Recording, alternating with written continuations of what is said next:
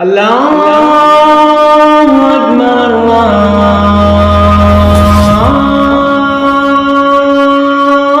اللہ اکبر۔ بسم اللہ الرحمن الرحیم۔ السلام علیکم ورحمۃ اللہ وبرکاتہ۔ عزیز دوستو، آج کی اس ویڈیو میں ہم بات کرنے والے ہیں کہ چھپکلی مارنا کیسا ہے، یعنی چھپکلی مارنا ثواب ہے یا گناہ ہے۔ اور دوستو، اس کے ساتھ ساتھ ہم آپ کو یہ بھی بتائیں گے کہ 3 جگہ پر جھوٹ بولنا جائز ہے، یعنی 3 موقع 3 جگہ ایسی ہوتی ہیں جہاں پر آپ جھوٹ بول سکتے ہیں۔ تو دوستو، بہت ہی پیاری ویڈیو ہونے والی ہے۔ آپ لوگوں سے گزارش ہے آپ لوگ اس ویڈیو کو آخر تک ضرور دیکھیں۔ ویڈیو شروع کرنے سے پہلے آپ سے گزارش ہے، اگر آپ ہمارے یوٹیوب چینل پر نئے آئے ہیں تو ہمارے یوٹیوب چینل کو سبسکرائب کر کے بیل آئیکن ضرور دبا دیں۔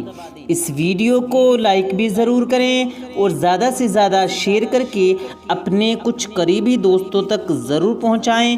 تو آئیے شروع کرتے ہیں ویڈیو۔ دوستو، اس زمین پر کچھ مخلوقات ایسی ہیں جو انسان سے ناخوش ہیں، جنہوں نے شیطان سے وعدہ کیا ہے کہ وہ انسان کو نقصان دیں گے۔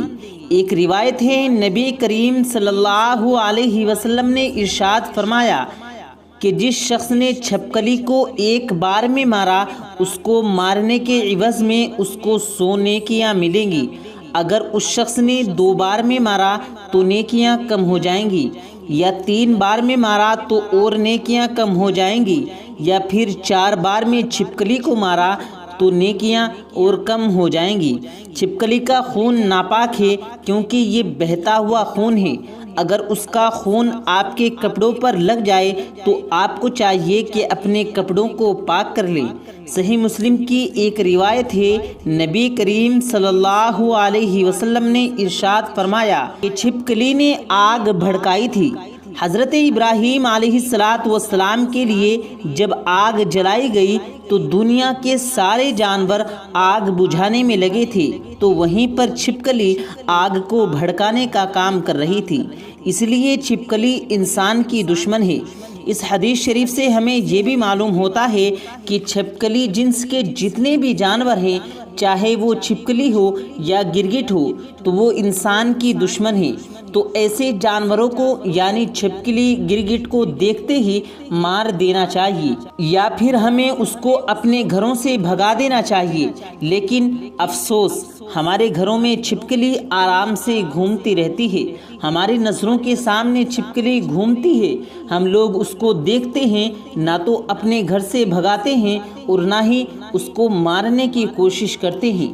تو ہم لوگوں کو اس بات پر غور دینا چاہیے کہ اگر ہمارے گھروں میں چھپکلی کہیں بھی دکھائی دے، آپ کو لگے کہ اسے مار دینا چاہیے تو آپ لوگ مار دیں۔ اگر آپ چھپکلی کو نہ مار سکیں تو اپنے گھروں سے ضرور نکال دیں۔ اس حدیث سے یہ ثابت ہوا کہ چھپکلی کو مارنا اور گھروں سے نکالنا کوئی گناہ نہیں ہے۔ تو دوستو، آپ کو پتہ چل گیا کہ چھپکلی کو مارنا کیسا ہے۔ آئیے دوستو، اب ہم آپ کو بتاتے ہیں کہ کن 3 جگہ پر جھوٹ بولنا جائز ہے۔ آپ سب جانتے ہیں کہ جھوٹ بولنا کتنا بڑا گناہ ہے۔ کیا آپ جانتے ہیں 3 موقعوں پر جھوٹ بولنا جائز ہے؟ تو وہ 3 موقع کون کون سے ہیں، آئیے ہم آپ کو بتاتے ہیں۔ نمبر 1، جنگ میں۔ دوستو، دشمن پر رعب طاری کرنے کے لیے اگر کسی نے یہ کہہ دیا کہ ہماری اتنی فوج اور آ رہی ہے، یا دشمنوں کی فوج میں بھگدڑ مچانے کے لیے یہ افواہ اڑا دیں کہ ان کا سپہ سالار مارا گیا، یعنی اس طرح کا جھوٹ اگر آپ جنگ کے دوران بولتے ہیں تو جائز ہے۔ نمبر 2، مسلمانوں کے بیچ صلح کرانے میں، یعنی کہ اگر کوئی 2 شخص آپس میں ناراض ہیں اور آپ نے ایک دوسرے سے دونوں کی تعریف کی کہ وہ تو تمہاری بڑی بڑی تعریفیں کر رہا تھا، وہ تو تمہارے بارے میں بڑی اچھی باتیں کر رہا تھا، اس طرح سے دونوں کو ملانے میں اگر آپ جھوٹ بولتے ہیں تو آپ کا جھوٹ بولنا جائز ہے۔ نمبر 3، شوہر کا بیوی سے، یعنی کہ بیوی ناراض ہے تو اس کو منانے کے لیے آپ نے یہ کہہ دیا کہ میں تمہارے لیے یہ چیز لے آؤں گا یا وہ چیز لے آؤں گا، یا پھر اس نے پوچھ لیا کہ میں آج کیسی لگ رہی ہوں، اگر وہ اچھی بھی نہیں لگ رہی ہے پھر بھی آپ نے کہہ دیا کہ بہت ہی اچھی لگ رہی ہو اور بہت ہی پیاری لگ رہی ہو، تو اس طرح کا جھوٹ بولنے میں کوئی حرج نہیں ہے۔ دوستو اب کچھ بھائی اس کا حوالہ پوچھیں گے، تو اس کا حوالہ ہے ترمذی جلد نمبر 4 حدیث نمبر 1939۔ دوستو اسلام میں ہنسی مذاق بھی منع نہیں ہے، بلکہ نبی پاک صلی اللہ علیہ وسلم خود ہنسی مذاق کیا کرتے تھے۔ ایک مرتبہ ایک بوڑھی عورت بارگاہ نبوی میں آئی اور کہنے لگی کہ حضور میرے لیے دعا فرما دیں کہ اللہ مجھے جنت میں داخل کرے۔ آپ صلی اللہ علیہ وسلم نے اس سے فرمایا کہ کوئی بڑھیا جنت میں نہیں جائے گی۔ اس پر وہ بڑھیا رونے لگی تو آپ نے مسکراتے ہوئے فرمایا کہ اے اللہ کی بندی، میرے کہنے کا مطلب یہ ہے کہ کوئی بوڑھی عورت جنت میں نہیں جائے گی، بلکہ ہر بوڑھی کو جوان بنا کر ہی جنت میں بھیجا جائے گا۔ اس بات پر وہ خوش ہو گئی۔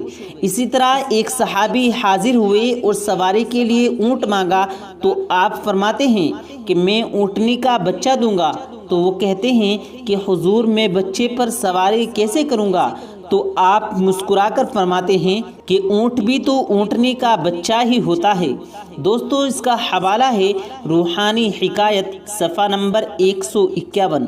دوستو کہنے کا مطلب صرف اتنا ہے کہ ہنسی مذاق کریے، بالکل کریے، مگر جھوٹ نہ بولیے، گالی گلوچ نہ کیجیے، اور اگر کسی کا دل دکھائی اور نہ ہی کسی کا دل دکھائیے، کیونکہ ہنسی مذاق کرنا نبی کریم صلی اللہ علیہ وسلم سے ثابت ہے۔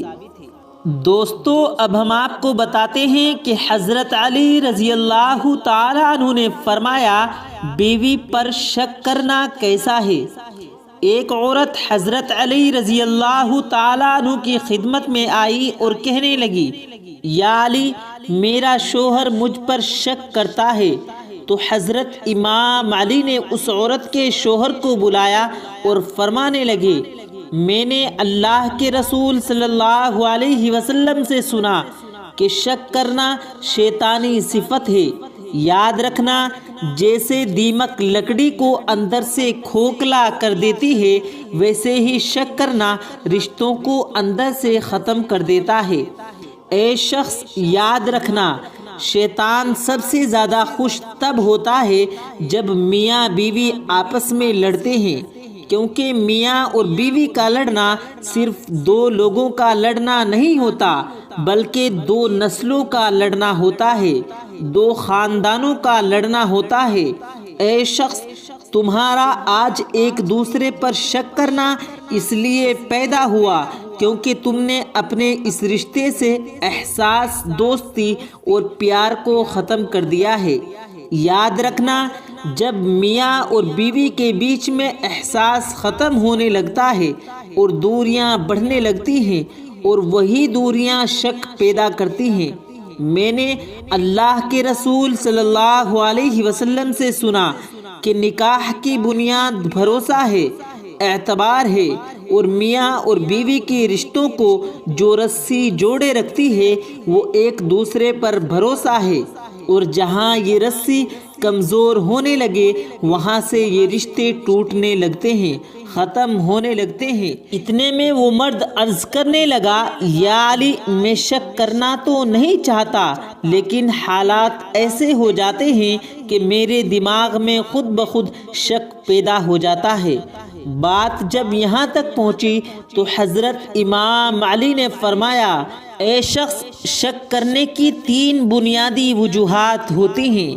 پہلی وجہ حادثہ، جب کسی انسان کی زندگی میں بے وفائی کا حادثہ ہوتا ہے، چاہے وہ اسے دیکھے، سنے یا پھر محسوس کرے، تو اس کے دماغ میں شک پیدا ہو جاتا ہے، وہ پھر سے اپنے ساتھ ویسا نہیں ہونے دیتا۔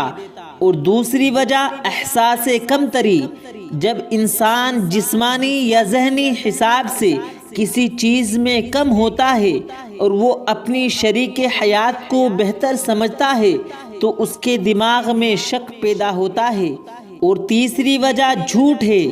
یاد رکھنا، جب سامنے والا انسان جھوٹ بولتا ہے یا باتوں کو چھپانا شروع کر دیتا ہے تو انسان کے دماغ میں شک پیدا ہوتا ہے۔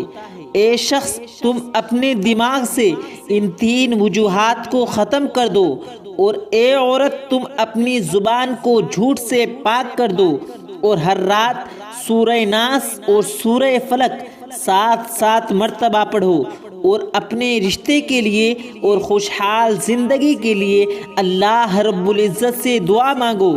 اللہ کے کرم سے تمہاری زندگی سے شک ختم ہو جائے گا۔